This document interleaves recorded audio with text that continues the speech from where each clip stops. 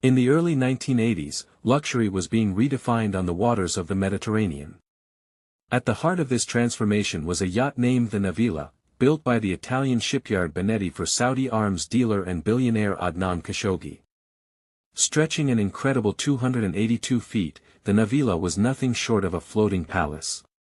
It had 5 decks, 11 luxurious suites, a cinema, a disco, a hospital room with a full operating theater, and even a helipad for Khashoggi's helicopter. Every inch of the yacht screamed opulence, from the gold fittings to the onyx fixtures and exotic woods lining the walls. The Navila quickly became a symbol of extreme wealth and excess. It wasn't just a vessel, it was a statement.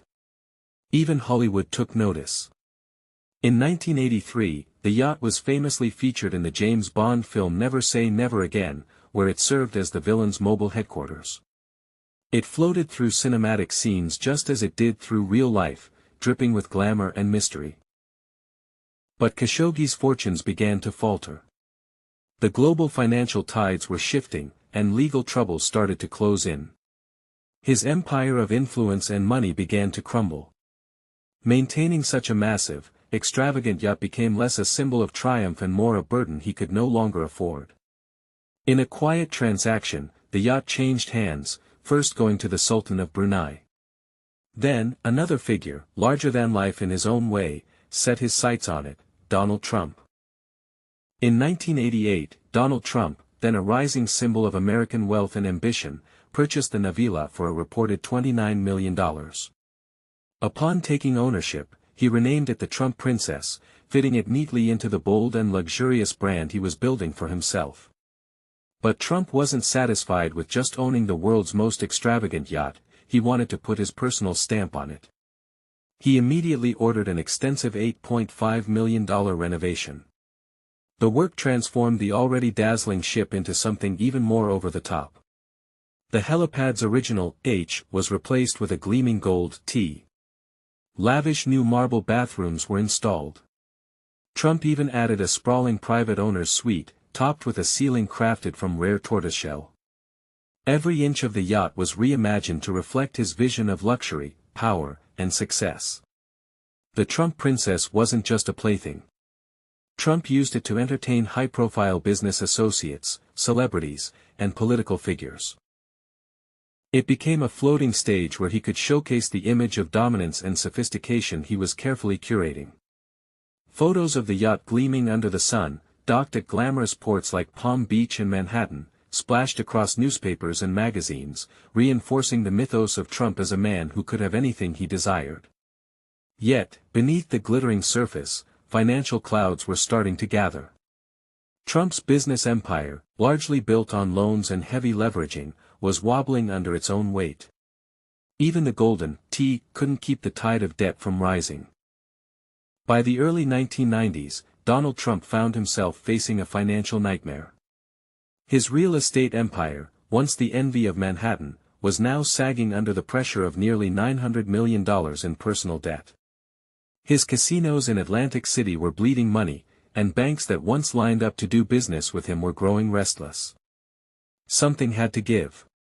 Among the hard choices he faced, one particularly painful decision stood out: selling the Trump Princess.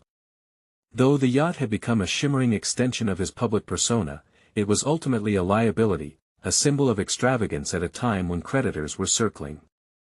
Trump needed cash and needed it fast.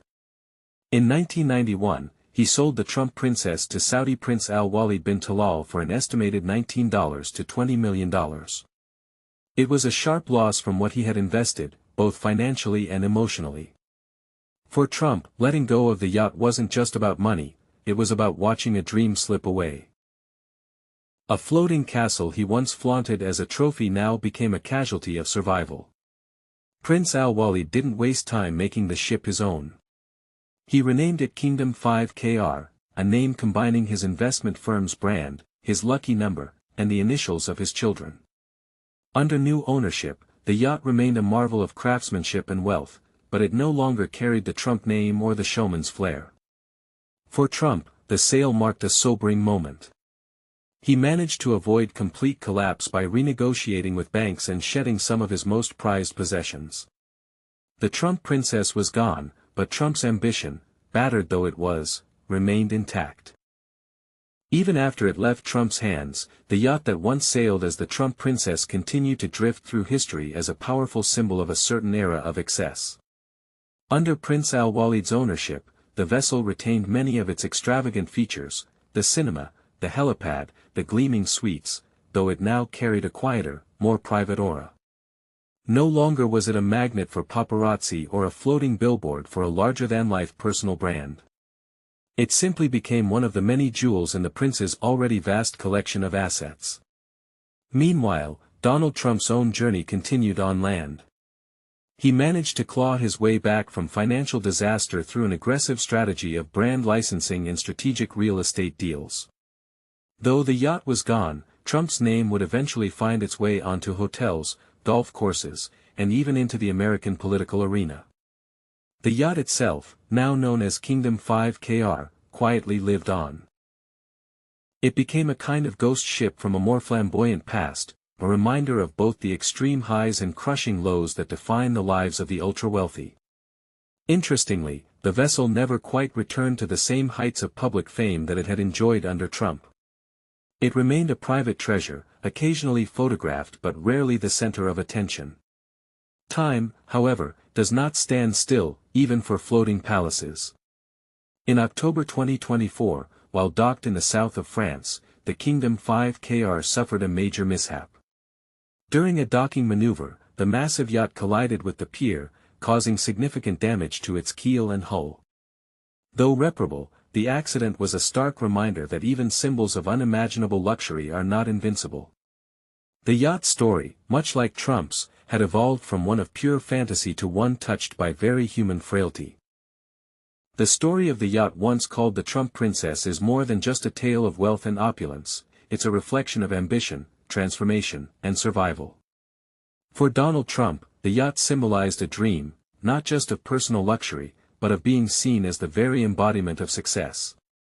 When he acquired it, he wasn't simply buying a boat, he was buying an image, a moving, glittering advertisement for himself. Yet, as Trump would learn, symbols can be fleeting. The Trump Princess was a spectacular possession, but it couldn't shield him from the financial storms that followed. Selling the yacht was a humiliation at the time, but in the grander scheme, it was also a strategic retreat that helped him regroup and rebuild. In the years that followed, Trump rebranded himself once again, from embattled businessman to media celebrity, and eventually, to an improbable political figure whose influence would stretch far beyond the world of luxury yachts. As for the vessel itself, it endures.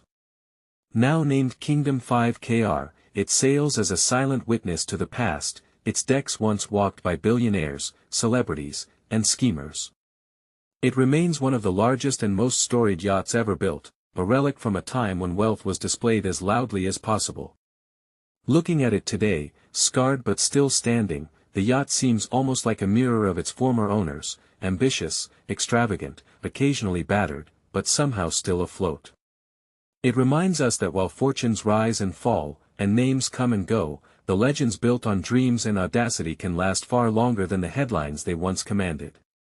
The Trump Princess may have been renamed and sold, but the story it carried, of impossible ambition, dazzling success, and the high price of a public life, still glides just below its polished surface, wherever it sails.